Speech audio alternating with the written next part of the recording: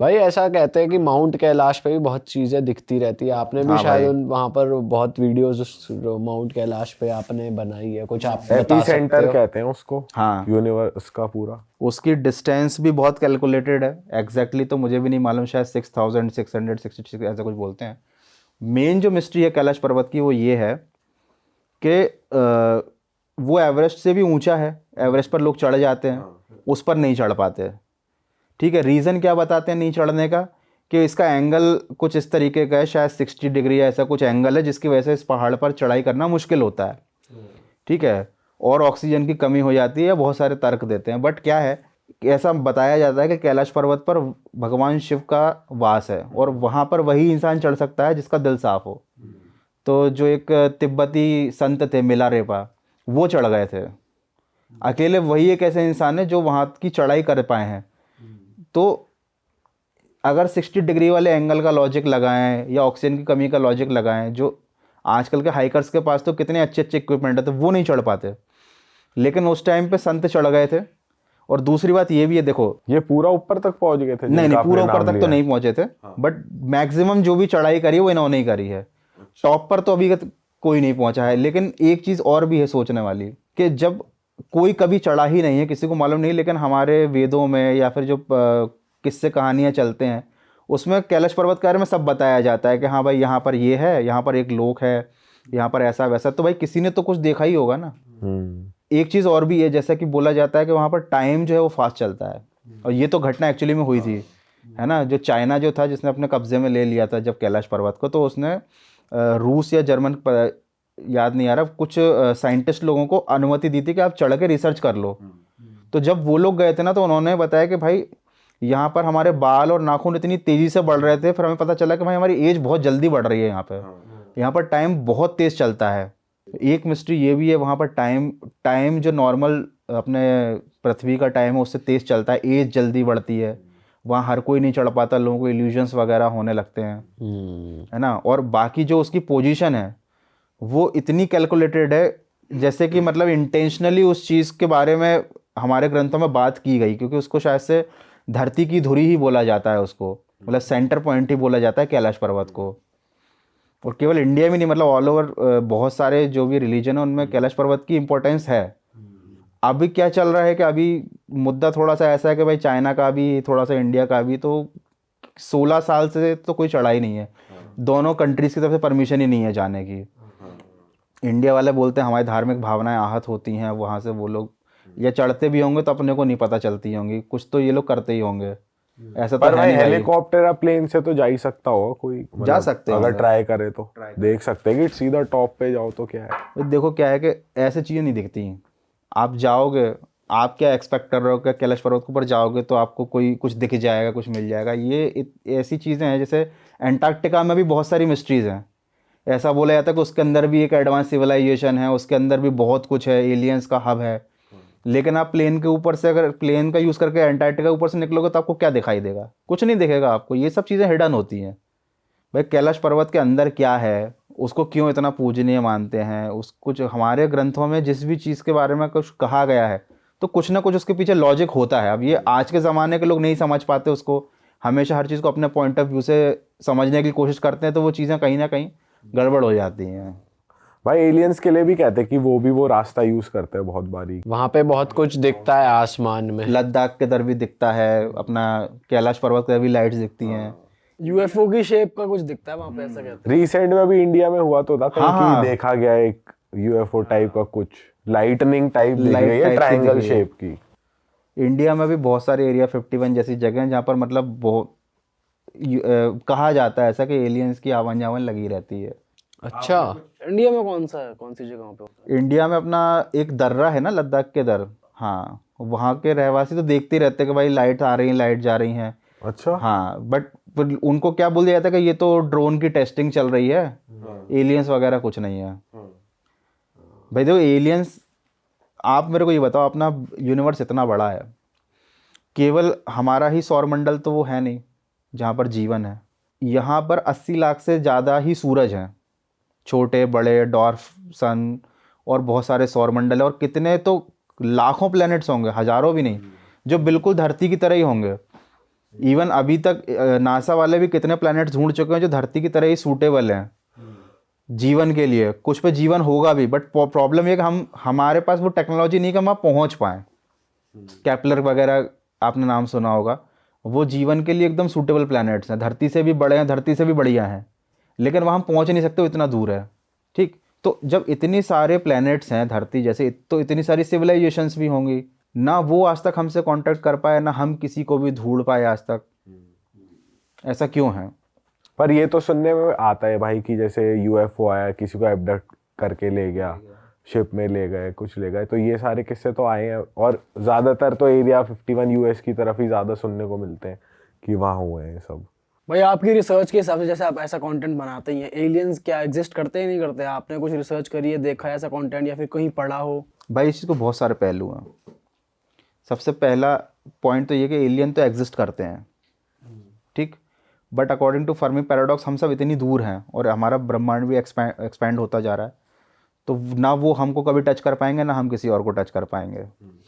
ठीक, दूसरी चीज़ कि हमारे धरती पर जो सिविलाइजेशन है उसे बहुत पहले एलियंस ने ही बसाया है, और एलियंस बाहर से कहीं से नहीं आते, वो हमारे बीच में ही रहते हैं, ज्वालामुखी के अंदर, धरती के नीचे, या फिर समुद्र के नीचे। कुछ ऐसी ही जगह हैं जहाँ पर इंसान की पहुँच अभी भी पूरी धरती में हम कहीं पर भी नहीं है। मतलब देखा जाए तो हम समुद्र का भी 5% एक्सप्लोर कर पाएँ।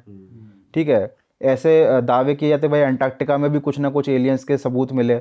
बहुत सारी जगह ऐसी हैं जहाँ पर एलियंस हो सकते हैं हमारे बीच में ही, वो धरती पर ही रहते हो, हमारे बीच में आते जाते रहते हो, कभी कभी ट्रैक हो जाते हैं। बहरूपिया बन के भी तो घूम सकते हैं। हाँ, रेप्टाइलियन वाली थ्योरी तो आप सुनी ही होगी कि भाई रेप्टाइलियन थ्योरी में ये रहता है भाई कि वो इंसानों जैसे दिखते नहीं हैं अपने मूल रूप में, रहते तो वो सांप जैसे हैं, मतलब चेहरा उनका सांप जैसा रहता है और बॉडी ह्यूमन जैसी रहती है, लेकिन जब उनको धरती पर आना होता है तो वो इंसान जैसा चेहरा बना लेते हैं, लेकिन कभी कभी वो पकड़े भी जाते हैं। ऐसे बहुत सारे फेमस लोग रहे हैं। एक जर्मन रॉक बैंड था, इसका मेन लीड सिंगर था, जब कॉन्सर्ट हो रहा था उस दौरान एकदम से उसकी आंखें सांप जैसी बन गई थी, और ये बहुत सारे लोगों ने अपने मोबाइल उसमें कैप्चर किया था, मतलब फोन में। हाँ, कुछ सेकंड्स के लिए उसकी आंखें एकदम से रेप्टाइलियन टाइप की हो गई थी।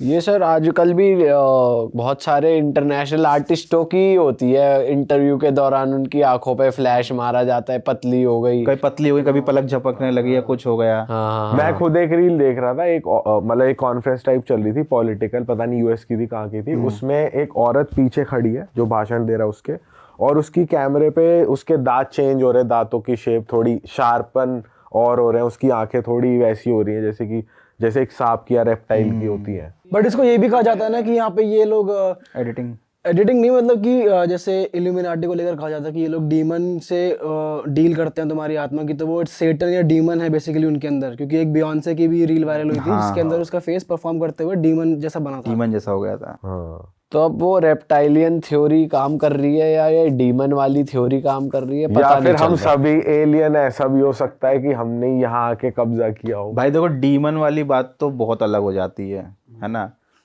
एलियन वाली अगर हम बात करें तो एक थ्योरी तो ये भी कहती है कि इंसान खुद ही एलियन है, मतलब उसका एवोल्यूशन धरती के एवोल्यूशन के साथ नहीं हुआ है। अच्छा, उसको मैं अभी आपको डिटेल में एक्सप्लेन करूंगा। और रेप्टेलियन वाली थ्योरी ये कहती है कि ह्यूमंस और सरपेंट ह्यूमंस दोनों एक टाइम पर साथ में ही धरती पर रहते थे, एक दूसरे की हेल्प करते थे।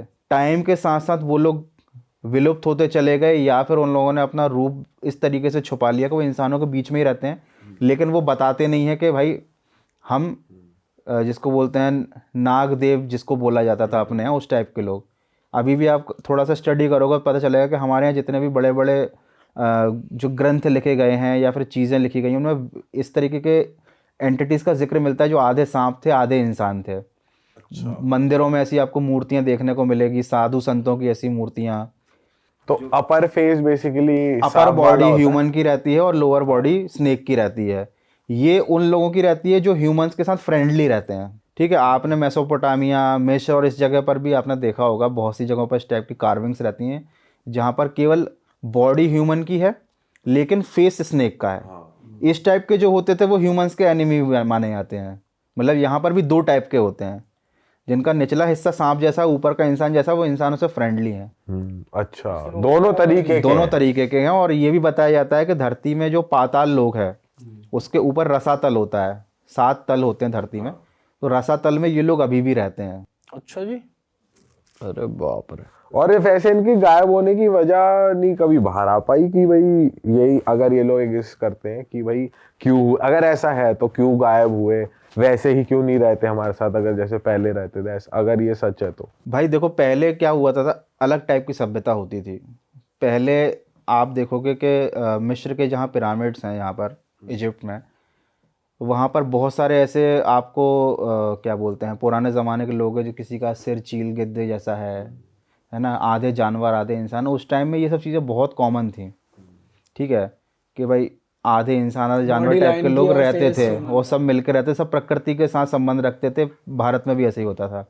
समय के साथ साथ इन सब चीज़ों के लिए लोगों की धारणाएं बदलती चली गई, है ना। लोग इनको अपना दुश्मन मानते चले गए। ह्यूमंस की जो आबादी है वो बढ़ती चली गई और इस टाइप के लोगों का महत्व ख़त्म हुआ, इस टाइप के लोगों की वैल्यू ही नहीं रह गई, है ना। और ये जो लोग हैं ना, इनका मेन पर्पस ये नहीं था कि इन इंसानों के साथ रहना है। इंसान अपना अलग रह रहे थे, ये अपना ज्ञान और वो चीज़ें शेयर करते थे इंसानों के साथ, वो भी उनके साथ जो कि चुने हुए होते थे। ऐसा नहीं कि स्कूल या कॉलेज खोल रखे हैं रेप्टिलियन ह्यूमंस ने या सांपों ने, है ना। वो गुरु होते थे, है ना। जैसे पतंजलि गुरु के बारे में भी बोला जाता है, जिन्होंने योग शास्त्र लिखा था, कि भाई वो आधे इंसान थे आधे नाग थे। अच्छा। हाँ सर ये तो पहली बार सुना है, क्योंकि अभी तक तो यही सुना था वो ऋषि मुनि थे और नॉर्मल इंसान की तरह ही थे। भाई देखो, जिन लोगों को ये चीज़ हजम नहीं होती, कुछ लोगों की धार्मिक भावनाएं आहत हो जाती हैं, तो वो कहते हैं कि नहीं नहीं ऐसा कुछ नहीं था, वो तो ऋषि थे, है ना। जो योग है, योग की सबसे पहली योग जिसने बनाया था वो थे आदिनाथ, भगवान शंकर। लेकिन उन्होंने कोई पुस्तक नहीं लिखी थी। भगवान शंकर का नागों के साथ क्या संबंध है सभी जानते हैं। और पहला ग्रंथ जो योग पे लिखा गया था वो महर्षि पतंजलि ने लिखा था। और पतंजलि महर्षि के बारे में बोला जाता है कि भाई वो आधे इंसान आधे नाग थे। ये लिखा हुआ है हमारे ग्रंथों में, ये लिखा हुआ है। और आप बहुत सारी प्राचीन मूर्तियां देखोगे मंदिरों में महर्षि पतंजलि की जो हैं, वो देखते ही समझ जाओगे कि भाई ऊपर से वो जो है वो मनुष्य हैं, योगी जैसा, नीचे से उनका धड़ जो है वो सांप जैसा है। एक जगह मैंने ये भी पढ़ा हुआ था, योग का ही कोई ग्रंथ है, उसका हिंदी में ट्रांसलेशन था कि जो महर्षि पतंजलि जब पढ़ाते थे तो वो पर्दे के पीछे छिपकर पढ़ाते थे। अच्छा। जब योग की शिक्षा देते थे, क्योंकि उन्होंने ही कंपाइलेशन किया था योग शास्त्र का, जो आज के ज़माने में योगा नाम से प्रसिद्ध हो गया बहुत ज़्यादा। तो वो पर्दे के पीछे छिपकर पढ़ाते थे। और अगर एक बार ऐसी घटना हुई थी कि पर्दा गलती से हट गया था, तो जो पढ़ने वाले थे वो तो सारे ह्यूमंस ही थे, क्योंकि वो उनको योग की शिक्षा दे रहे थे। तो जैसे ही पर्दा हट गया तो कुछ ऐसा नज़ारा सामने आया, तो महर्षि पतंजलि के जिह्वा में हजारों फन थे, ऐसा लिखित में है, हजारों फन थे। तो उन्होंने उससे अग्नि निकाल कर उस पूरी जगह को भस्म कर दिया। अरे तेरी। और उन बच्चों को भी जिन्होंने देख लिया था? सब भस्म कर दिया, सब खत्म कर दिया, कोई नहीं बचा। अच्छा। तो ये सब चीज़ें क्या हैं, आप जितना ज़्यादा डीप में स्टडी करोगे ना, आपको अलग अलग चीज़ें पता चलेंगी। आप मंदिरों में जाओगे तो आपको यूएफओज वगैरह बनी दिखेंगी, आपको ऐसे लोग बने भाई दिखेंगे। मंदिरों में ऐसे भी कार्विंग्स है कि किसी का सर है और वो एलियन जैसे हम देखते हैं कि यहाँ से बड़ा सर है, यस तो वो ऐसे भी चीजें फिगर्स कार्व्ड है मंदिरों में। वो मंदिरों में नहीं, वो तो फिर आपने मेसोपोटामिया के टेम्पल्स में देखे होंगे, क्योंकि अपने मंदिरों में कभी भी स्कल्स की कार्विंग नहीं होती है, हाँ। है ना। हमारे यहाँ देवी देवताओं की कार्विंग्स होती हैं, ठीक है, जहाँ पर मतलब चित्रों के द्वारा ही संदेश दिया जाता है, पूरी चीज़ें बताई जाती हैं। तो ये सब चीज़ें विलुप्त हो चुकी। तमिलनाडु में एक ऐसा गांव है जहाँ पर क्या है, बहुत छोटे छोटे घर हैं सांप के बिल जैसे, तो उसके अभी वो खाली पड़े हुए हैं। तो लोकल्स बताते हैं कि पहले यहाँ पर ऐसे लोग रहते थे जो सांप जैसे थे, वो उनके घर हैं बिल जैसे, तो वो इंसानों के साथ ही रहते थे और अपना नॉलेज शेयर करते थे। हाँ। वैसे जो ये मेन इन ब्लैक वगैरह वाली जो मूवीज है उसमें भी यही दिखाते हैं कि वो एलियन सांप जैसे से होते हैं और बॉडी ह्यूमन की ले लेते हैं और उनका मुंह कैसा भी होता मुंह हट जाता है उनका, तो वो हो जाते हैं, सांप से बन जाते हैं। पता नहीं क्या है ये कॉन्सेप्ट भी वहीं से मतलब ही आया है। जैसे धुआं उठता तो कोई ना कोई बात रही होगी इसके Definitely। पीछे। और आपने ये भी कहा कि हो सकता है कि हम बाहर से आए हों, इसके पीछे भी एक लॉजिक है। हाँ जी, इसके पीछे बहुत स्ट्रांग लॉजिक है। बताओ सर। देखो क्या है कि धरती पर जितने भी जीव हैं, जीवित लोग हैं, जीवित में मतलब कीड़े मकोड़े, पक्षी, जो भी हैं, जानवर, वो सब एवोल्यूशन के साथ साथ साथ अपने आप को धरती के हिसाब से चेंज करते आए हैं भाई, ठीक है। जो पहले मछली नहीं थे वो पानी में रहने लगे, धीरे धीरे मछली बन गए, जो पानी में रह के बाहर आए उनके पंख निकल आए। एवोल्यूशन बहुत सैकड़ों हज़ारों सालों में हुआ, सबकी अपनी अपनी चीज़ें चेंज हुई, तो वो प्रकृति के साथ जुड़े रहे। उनके अंदर प्रकृति वाले गुण हैं, जैसे कि सांप के अंदर गुण है कि वो धरती पर चलता है तो उसे कितने 20-30 किलोमीटर दूर से अगर भूकंप आ रहा होता है ना तो उसको पहले पता चल जाता है भूकंप आने वाला है ना। जो व्हेल मछली है वो भाई कम्युनिकेशन कर लेती है अल्ट्रासोनिक वेव से समुद्र के अंदर। पक्षी होते हैं वो बिना किसी फ्लाइट, बिना जीपीएस सिस्टम के, धरती से जुड़े जीपीएस से वो एक कॉन्टिनेंट से दूसरे कॉन्टिनेंट सफ़र कर जाते हैं, वो रास्ता नहीं भटकते हैं, है ना। हाँ भाई, जानवरों के कहा जाता है कि जीपीएस होता है, जीपीएस होता है उनका नेचुरल, क्योंकि हर जानवर की क्वालिटी होती है और वो प्रकृति में चेंजेस नहीं करते, प्रकृति के हिसाब से खुद को ढालते हैं, है ना भाई। जो जहाँ मिला वहाँ के हिसाब से खाना शुरू कर दिया, वैसे उनके बाल निकल आए, है ना, वैसे उनके सींग आ गए या सींग विलुप्त हो गए। लेकिन इंसानों के साथ पूरी दुनिया में ऐसा कहीं नहीं होता कि वो वहाँ के माहौल के हिसाब से विलुप्त एडजस्ट हो जाएं। पर कहा जाता है ना पहले बंदर थे, जैसे जो एवोल्यूशन उसमें दिखाया है कि वही भाई पहले वो उस पर भी बात करेंगे, वो भी मैं आपको बताऊंगा, बढ़िया मज़ेदार चीज़ है कि एप्स से, बंदर से तो नहीं, एप्स से अपन वो बने। हाँ, डार्विन्स थ्योरी के अकॉर्डिंग इंसान बने, है ना। लेकिन देखो अगर वो थ्योरी सही होती है ना तो हमारे अंदर कुछ तो ऐसे गुण होते जो धरती से जुड़े हुए होते हैं। हमारे अंदर ऐसी क्या क्वालिटीज़ है, हमें हर इंसान ने हमेशा प्रकृति को अपने हिसाब से ढालने की कोशिश की है, प्रकृति के हिसाब से वो कभी नहीं ढला है कि भाई यहाँ नेचर ऐसा है, चीज़ें ऐसी, रिक्वायरमेंट ऐसी, बोले नहीं नहीं। बर्फ़ में रहने वाला जानवर बर्फ़ के साथ ढल जाता है, लेकिन इंसान वहाँ पहले घर बना लेगा, पहले आग जला लेगा, पेड़ काट देगा, सड़क बना लेगा, जीपीएस चाहिए उसको, हर चीज़ आर्टिफिशियली बना रहा है वो, क्योंकि नेचर में हर चीज़ मौजूद है लेकिन वो उसका इस्तेमाल नहीं करता। दूसरी, ये पहला पॉइंट है कि इससे पता चलता है कि इंसान का जो एवोल्यूशन है वो धरती में बाकी जीवों के साथ नहीं हुआ है, वो बाहर कहीं से आए हैं। 2 पैरों पर चलने वाला इंसान ही है जिसकी रीढ़ की हड्डी में हमेशा दर्द रहता है, पीठ में दर्द रहता है। क्यों रहता है? क्योंकि 2 पैरों पर चलना धरती की ग्रेविटी के हिसाब से बहुत अननेचुरल है। इसी की वजह से सबसे ज़्यादा बोन का पेन्स का जो बोन में पेन की जो प्रॉब्लम होती है वो ह्यूमंस को होती है, किसी भी और जानवर को नहीं होती, क्योंकि उनका स्ट्रक्चर धरती की ग्रेविटी के हिसाब से एडजस्ट हो चुका है, ढल चुका है। भाई लेकिन जैसे आप कह रहे हो कि चलो कोई बर्फ़ में रहने वाला जानवर है, उसके पास नेचुरली ऐसे हेयर है कि वो ठंड में सरवाइव कर सकता है, जो भी उसकी बॉडी का अडाप्ट कर लेती है। ऐसा नहीं है कि ह्यूमंस, भाई अमेरिका, जब मान लो ऐसी कोई कंट्री है जहाँ पर माइनस में टेम्परेचर है, वहाँ ह्यूमंस के बाल नहीं उगे बड़े बड़े, बट सिर्फ हम फिर वही चीज़ को कंपेयर कर रहे हैं। और बाकी और भी तो चीज़ें जो हम प्रकृति के हिसाब से हमारे साथ इवॉल्व हो रही हैं, तो ऐसा कह सकते हैं। जैसे अफ्रीका में भी उनके बॉडी की कंडीशन अलग होती है इंसानों की, जैसे वहाँ स्किन थोड़ी थिक होती है, बालों की कंडीशन, शक्ल, बिल्ट थोड़ी ऐसी होती है। जैसे कहा जाता है ना पहले के लोगों की हाइट ज़्यादा होती थी, फिर कम छोटी होती जा रही है धीरे धीरे। तो प्रकृति के साथ ही हो रही है, ऐसा नहीं है ह्यूमन बिल्कुल ही नहीं है। प्रकृति के हिसाब से हो रहा है, क्योंकि जब से मनुष्य धरती पर आया है उसके बाद से तो उसको सैकड़ों साल हो गए ना, तो सैकड़ों साल का एवोल्यूशन तो है। अच्छा, कल ही थोड़ी आए हो, पुश्तों की पुश्ते तो रह रही हैं। मतलब ऐसा हो सकता है, जरूरी नहीं ऐसा है। पॉसिबल है कि जो ह्यूमंस हैं उन्हें यहाँ पर रखा गया हो, या फिर हम कहीं और की सिविलाइजेशन हो जो यहाँ पर आकर रहने लगे हो। हमने खुद देखा हो कि भाई ये जगह सूटेबल है हमारे लिए, हम यहाँ एवोल्यूशन के हिसाब से तो नहीं हुए लेकिन सूटेबल तो है, यहाँ हम रह सकते हैं। अब इतना टाइम हो गया है कि देखो, अब ऑब्वियसली धूप में रहोगे तो काले पड़ ही जाओगे, है ना। वो हमारा नेचर है, वो हमारी क्वालिटी है। भाई धूप में आप भी खड़े हो जाओ, दिल्ली में खड़े होगे तो आप भी काले ही पड़ जाओगे। ऐसा तो है नहीं कि अफ्रीका जाके काले पड़ोगे, हाँ बिल्कुल, है कि नहीं। हाँ। तो 2 थ्योरी हैं। पहला तो ये है कि ह्यूमंस भी एलियंस हो सकते हैं जब हम एलियंस की खोज कर रहे हैं, और दूसरा ये है अकॉर्डिंग टू डार्विन्स थ्योरी भी, ये भी बहुत ज़्यादा कंट्रोवर्सी में रही है। पहले लोग इस पर बहुत आंख मूंद कर बिलीव करते थे क्योंकि इसको पढ़ाया जाता था कि भाई एप से ह्यूमन बने, लेकिन अभी भी इसके बीच की जो बहुत सारी स्टेजेस हैं वो प्रूव नहीं हो पाई हैं, वो गायब ही हैं।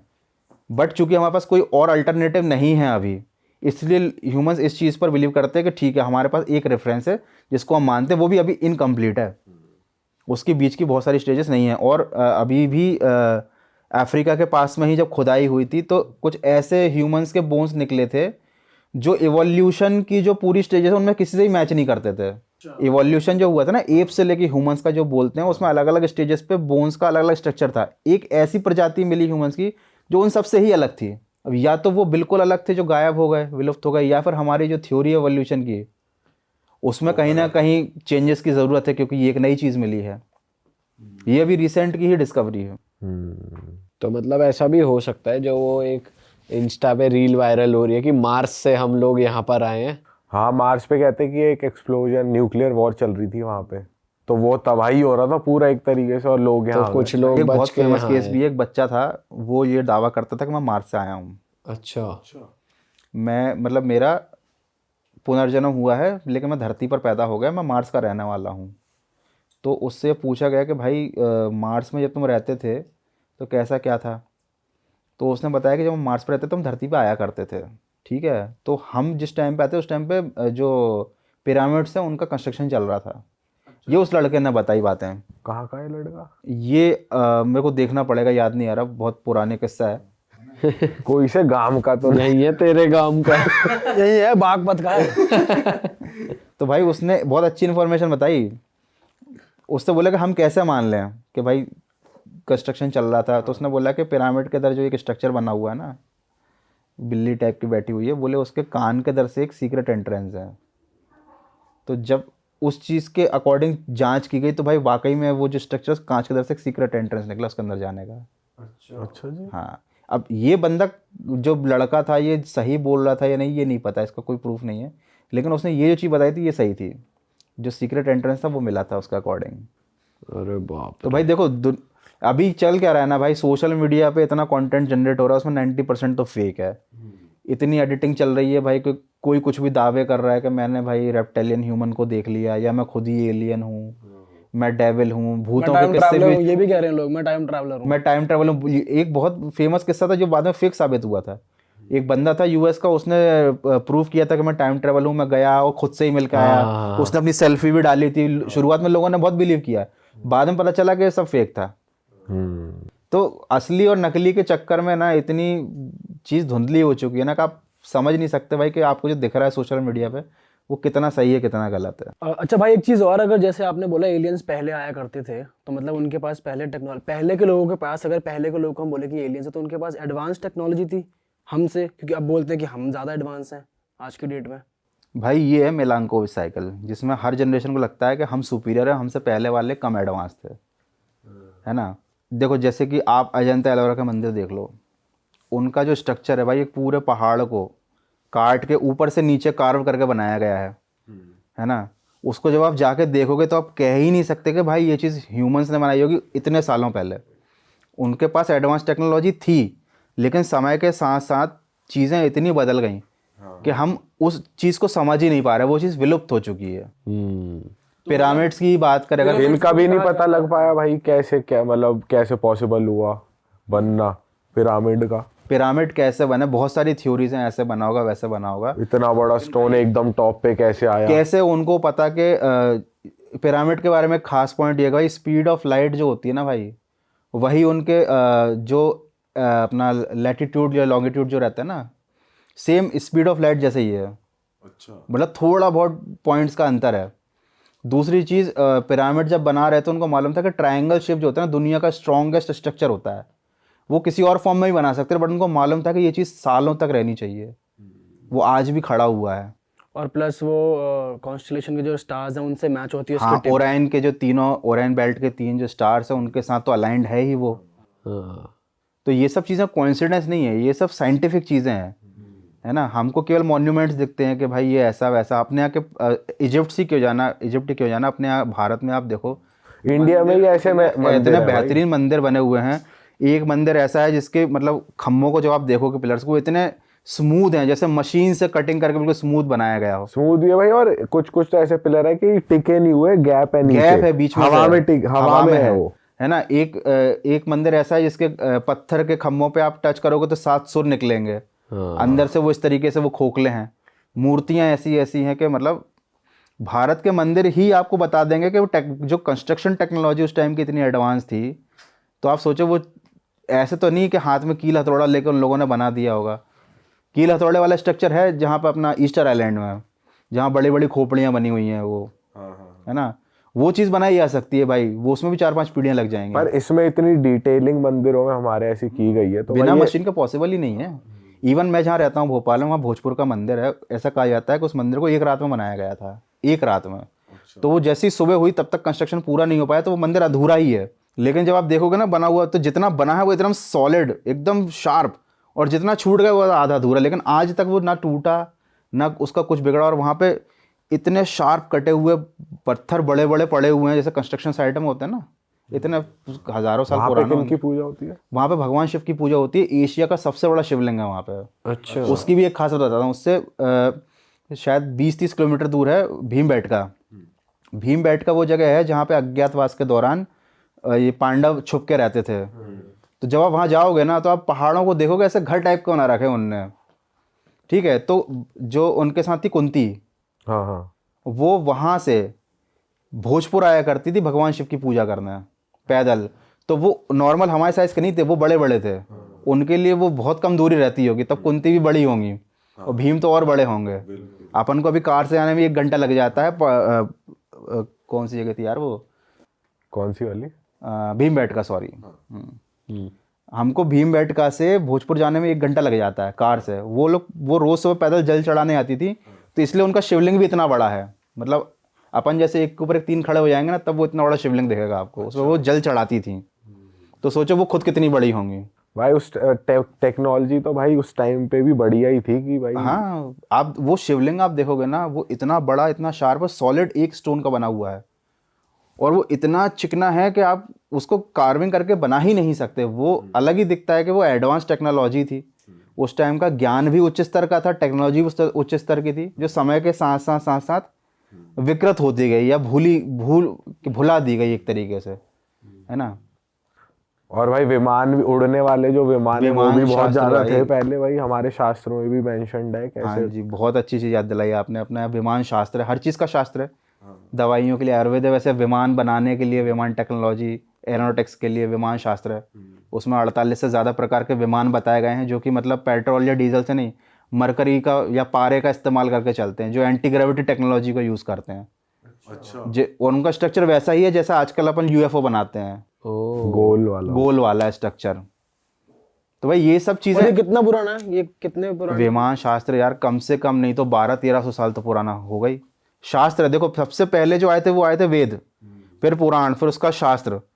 धीरे धीरे अलग अलग चीज़ें, उपनिषद वगैरह सब बनती गई। तो मतलब हज़ारों साल पुराने किसी भी किताब में अगर इस तरीके की चीज़ों का जिक्र है, तो कोई ये तो नहीं बोल सकता ना कि कोई बैठा होगा सोचा होगा चलो विमान शास्त्र लिखता हूँ। विमान मतलब उस टाइम पे प्रेजेंट होंगे वो, उन्हें चीजें पता होंगी, उनको तभी वो पता था लिख कि विमान पाएंगे। नाम की कोई चीज़ होती है। अगर हमला भारतीय संस्कृति या प्राचीन जमाने की संस्कृति इतनी ही पिछड़ी होती, तो हमारी हिंदी या संस्कृत में एयरक्राफ्ट के लिए कोई शब्द ही नहीं होता।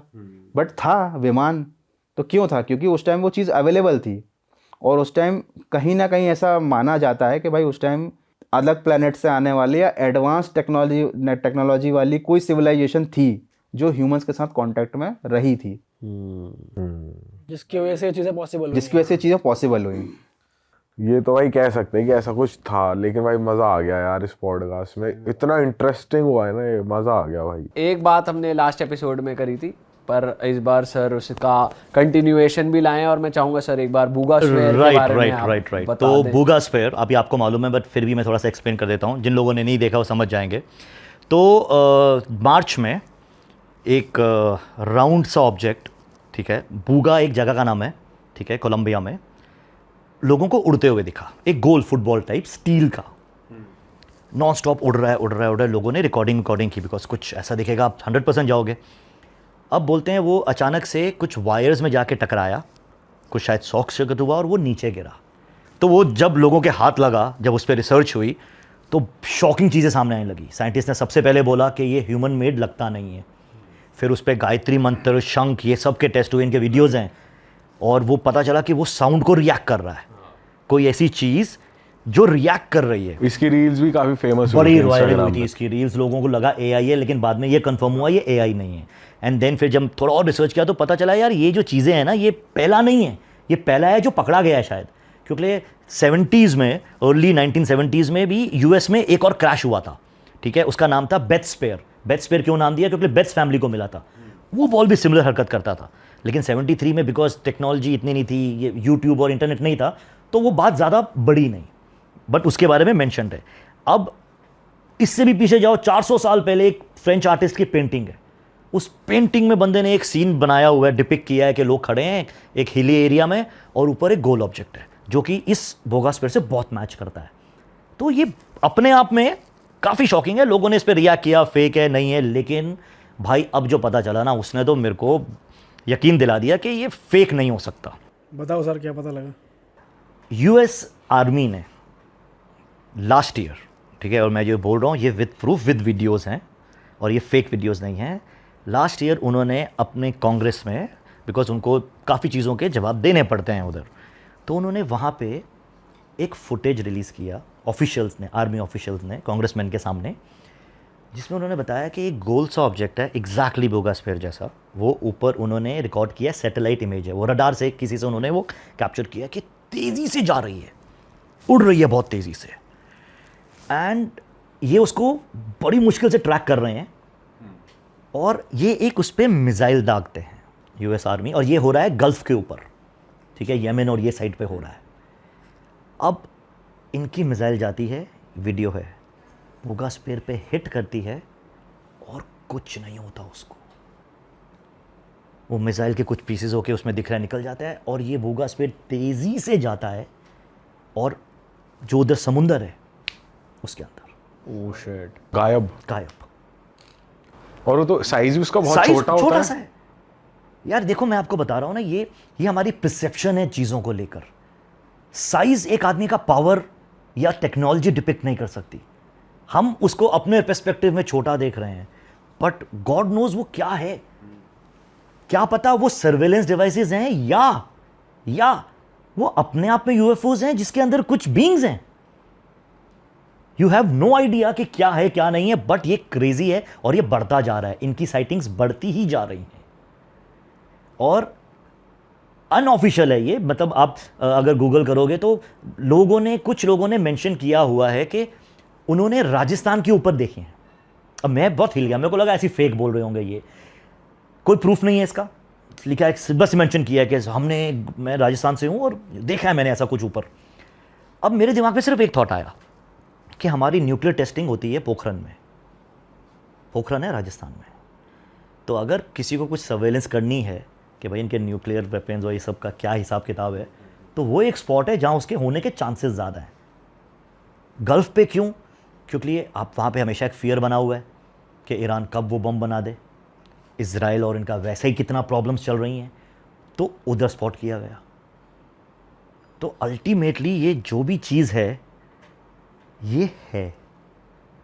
अब उस वीडियो के बाद इसका आप डिनाई नहीं कर सकते, बिकॉज वहाँ के फेमस न्यूज़ चैनल ने इसको अपनी वेबसाइट पे डाला है। उनके 90 मिलियन प्लस सब्सक्राइबर्स हैं। उसमें दिख रहा है वो पानी के अंदर दिख रहा है, उसमें पूरा बड़ा क्लियर है उसमें।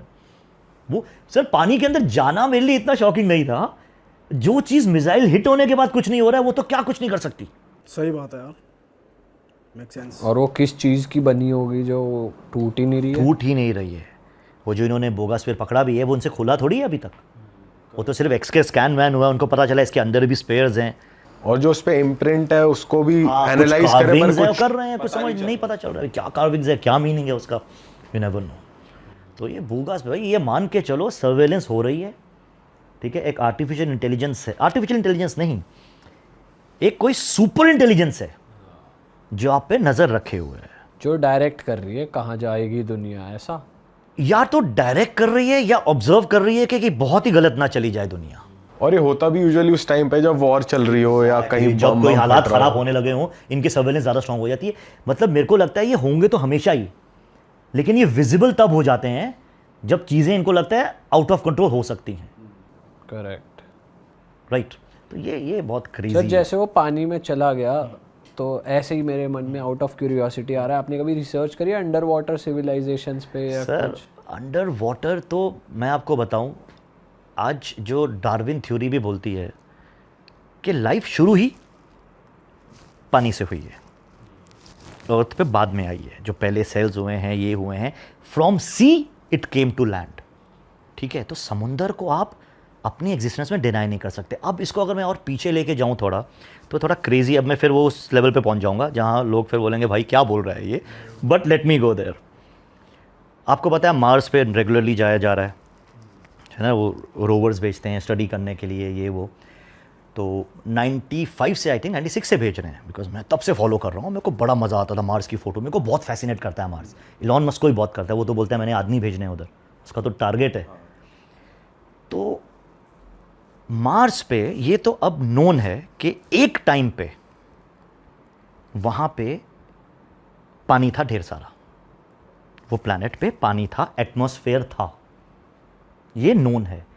आज भी उसके एटमॉस्फेयर में वाटर वेपर्स हैं, इवन टिल टुडे, ये नोन है। और जो स्कैन्स हुए हैं, जो रोवर्स जाते हैं, उन्होंने पता लगाया है कि उसके भी पोल्स हैं ऊपर और नीचे, वहाँ पे बर्फ़ जमा है, बोलते हैं वो फ्रेश वाटर है।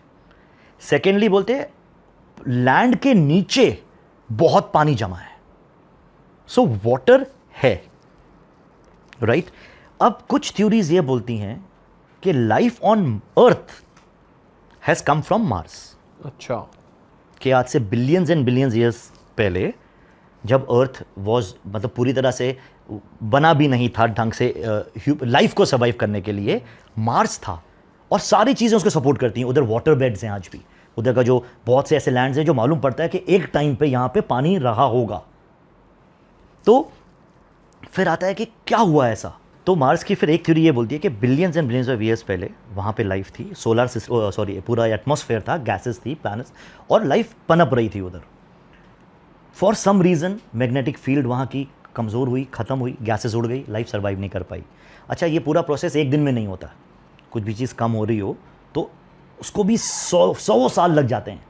इतना टाइम मिल जाता है आपको रियलाइज़ करने में कि इस प्लैनेट पे आप बच नहीं पाओगे, तो आपके पास टाइम है कि हम कुछ कर पाएँ। दूसरा, एक जीनॉन 29 करके एक एलिमेंट होता है जो मार्स पे पाया जा रहा है बहुत क्वांटिटी में, और कहते हैं वो वहाँ पे होता है जहाँ पे न्यूक्लियर एक्सप्लोजन्स हुए हैं। अर्थ पे भी जहाँ पे ये टेस्ट करते हैं, तो xenon 129 if I am not wrong उसका ये नाम है, वो रेडिएशंस के थ्रू वो रह जाता है, एंड मार्स पे वो बहुत ज़्यादा है। तो पॉसिबिलिटी है कि ह्यूमन लाइफ एक टाइम पे वहाँ थी, बेवकूफ़ी की, लड़े मरे, ऐसे स्पॉट पे आ गए कि मैग्नेटिक फील्ड धोखा दे गई और आपको लाइफ ढूंढनी पड़ी, और आपने भेजा उसको अर्थ पे, बिकॉज सिस्टर प्लैनेट, काफ़ी सिमिलर चीज़ें, एंड वहाँ आके फिर आपने जब देखा होगा कि आप एग्जैक्टली वैसे सर्वाइव नहीं कर सकते, तो शायद वो डीएनए फ्यूजन कि यहाँ के जो चिंपैंजीज हैं और एक रेस को मिला के कुछ ऐसा बनाया जाए कि लाइफ कंटिन्यू हो पाए। तो क्रेजी थ्योरीज हैं, बहुत अलग थ्योरीज हैं कि life on earth has come from Mars. ऐसा कुछ हम यूएस में थे, द स्फेयर में, वहाँ पे एक जगह है, उन्होंने हमें मूवी दिखाई थी, तो उसमें उन्होंने सेम ये वाला कॉन्सेप्ट दिखाया था कि अर्थ पे थे ह्यूमंस, ख़राब हुआ अर्थ, नेचर ख़राब हुआ, फिर उन्होंने कहीं और सस्टेन किया, फिर दोबारा अर्थ को इवॉल्व करा कि वो दोबारा लाइफ आई वहाँ पर। तो ये कॉन्सेप्ट ऑलरेडी उन्होंने दिखाया कि ह्यूमंस पहले से उस वे में भी सिविलाइज्ड हैं कि उन्होंने ये चीज़ करी हुई है मेंटेन, कि वो किसी और प्लैनेट पे शिफ्ट हो सके। देखो ऐसे ऐसे आपकी टेक्नोलॉजी जा ही रही है ना। एलॉन मस्क ने तो ठान लिया है कि मैं अपने जीते जी इंसानों को वहाँ भेजने वाला हूँ। हाँ, एंड यू नेवर नो। देखो ये पॉसिबिलिटीज़ तो एंडलेस हैं, यू कैन नॉट डिनाई। अभी हमारे लिए थ्योरीज हैं, मज़ा आता है सुन के बोलने में, बट पॉसिबिलिटीज़ अगर देखा जाए तो एंडलेस हैं। आप डिनाई भी नहीं कर सकते, आप शायद अभी प्रूव भी नहीं कर सकते। अभी आप यूएस के कुछ कोऑर्डिनेट्स दिखा रहे थे हमें, और भाई उसके मैंने बारे वो में संभाल के रखा था आप लोग को। मैं देखा बहुत मज़े करके आए हो यूएस में, मतलब रुको आपको आ रहे तो फिर आपको कुछ बताता हूँ उधर के बारे में, खतरनाक। तो ये जो कोऑर्डिनेट्स हैं, आई एम श्योर आप ऑडियंस को भी दिखा रहे होंगे, स्क्रीन है ना। हाँ, तो ये कोऑर्डिनेट्स जब आप गूगल अर्थ पे डालो तो आपको वो गूगल अर्थ ले जाता है एक स्पॉट पे, ठीक है। ये आपको मिले कैसे, पहले तो ये जनता का सवाल होगा। रिसर्च करता रहता हूँ मैं, मेरा सिंपल है, मैं कुछ खुद से वो पैदा नहीं किया मैंने। मेरे को मज़ा आता है डीप रिसर्च करने में, ठीक है, कि किधर है, क्या हो रहा है, उसके पीछे का क्या रीज़न है। खैर उस पर नहीं जाते हुए, ठीक है। नहीं, मैं तो जनता के बिहाफ पे पूछ रहा हूँ, क्योंकि तो अभी मैं आपको दिखाता हूँ, आप पहले ये देखो एक बार और मुझे बताओ क्या लगता है आपको इसके बारे में।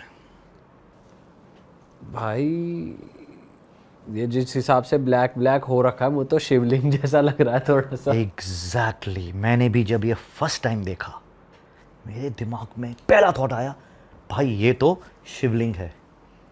मैं हिल गया, इसकी शेप हाँ यार वैसा ही लग रहा है। वैसा ही लग रहा है, शेप बिल्कुल वो है, ठीक है। और अब फिर बट वो ही लग रहा है कि मैप पे ऐसी लोकेशन क्या कर रही है, क्या कर रही है वो भी अलग ये- सही स्ट्रक्चर सर बना हुआ है। ये इंडिया में नहीं है, ये यूएस में है। अब जब शिवलिंग की ये बात निकली तो मेरे दिमाग में पहला थॉट आया कि यार सब ये सोचते हैं शिवलिंग तो एक पर्टिकुलर शेप है, ऊपर है नीचे ऐसे है। बट सर अगर आप नासिक में जाओ तो जो ज्योतिर्लिंग है एक त्र्यंबकेश्वर, उधर जो शिवलिंग है ना वो अंदर है। करेक्ट, 3 शिवलिंग है जो कि अंदर है। अंदर है, वो ऊपर से नहीं दिखते, आपको झांक के देखना पड़ता है। तो पहला थॉट मेरे दिमाग में ये आया, अच्छा अभी ये और क्रेजी होता है, आप जब थोड़ा जूम इन करते हो वहाँ पे बोट है, उस स्ट्रक्चर के सामने एक बोट पड़ी है। तो अब मेरे को शायद ये वाटर बॉडी है जो उसका बीच वाला हिस्सा है। वाटर बॉडी नहीं, लिक्विड बॉडी, पानी जैसा तो बिल्कुल नहीं लगता, राइट। अच्छा ये देख के मेरे को लगा भाई ये कुछ नहीं, एक आर्टिफिशियल पॉन्ड है क्या है।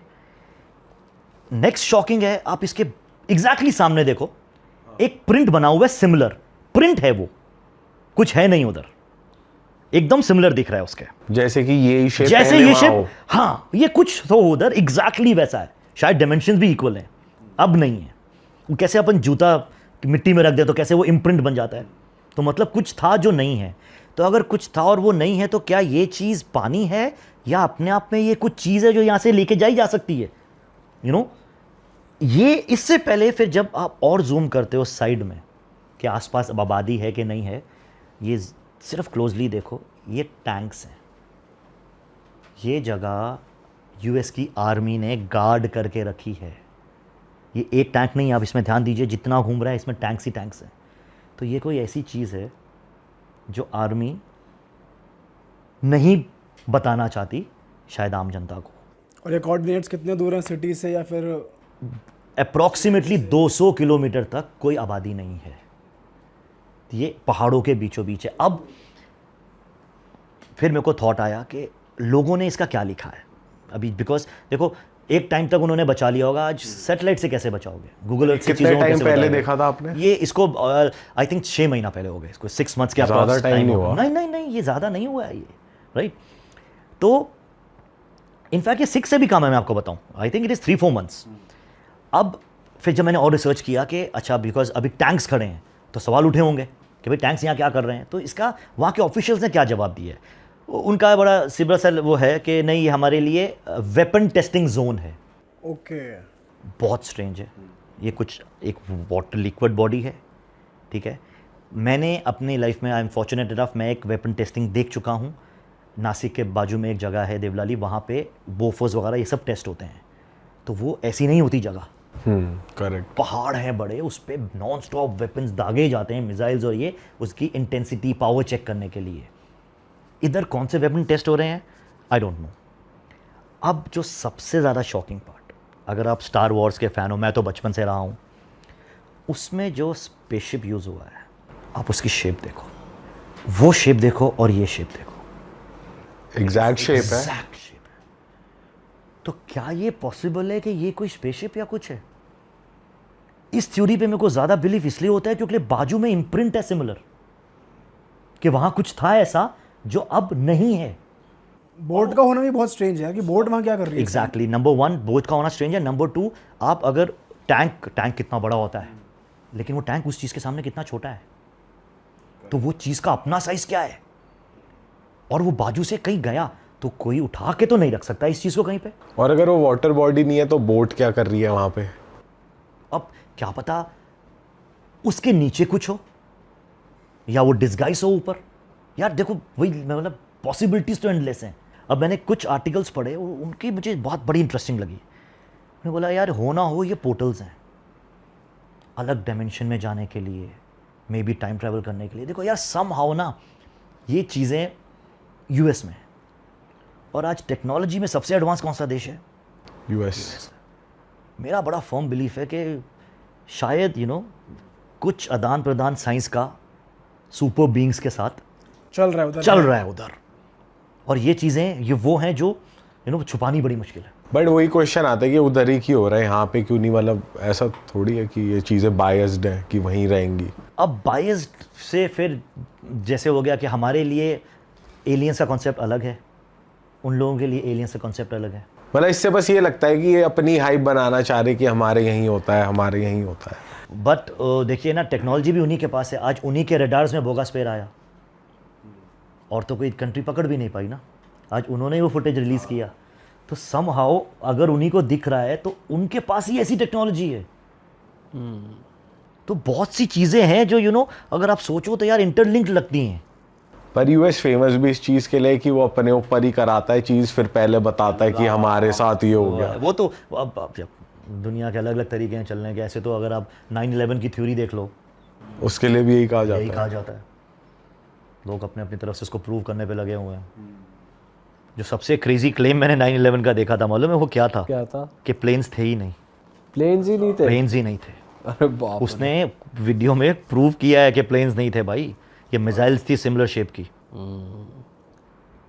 क्योंकि जो सबसे ज़्यादा शॉकिंग उसमें पता है क्या है, वो आज तक इन्होंने भी नहीं इसको जस्टिफाई कर पाए हैं। आप अगर फुटेज देखोगे, वो वेरी सैड फुटेज, बट वो प्लेन यहाँ से घुसता है, ठीक है, और उसका नोज़ इंटैक्ट दूसरी साइड से बाहर निकला है। ये पॉसिबल नहीं है एक प्लेन के लिए। सबसे ज़्यादा इम्पैक्ट ही वहाँ होगा, वो डिस्ट्रॉय हो जाएगा आगे का पार्ट। लेकिन ये रियल फुटेज में है, ये रियल फुटेज में है। जब ये देखते हैं तो हल्का सा थॉट आता है, भाई क्या बोल के जा रहा है ये आदमी, बिकॉज हम तो मान चुके थे, बट ये दिखा रहा है। और ये फैक्ट है ना, एरोप्लेन का आगे का हिस्सा जब टकराएगा तो सबसे ज़्यादा डैमेज उसमें होगा। बट अगर आप वो फुटेज देखो, जो ऑपोजिट साइड से जो निकला है वो एग्जैक्टली सिमिलर। एक बंदे ने तो मास्क किया है, उसको काट के इस पे लगाया, बोला ये देख लो।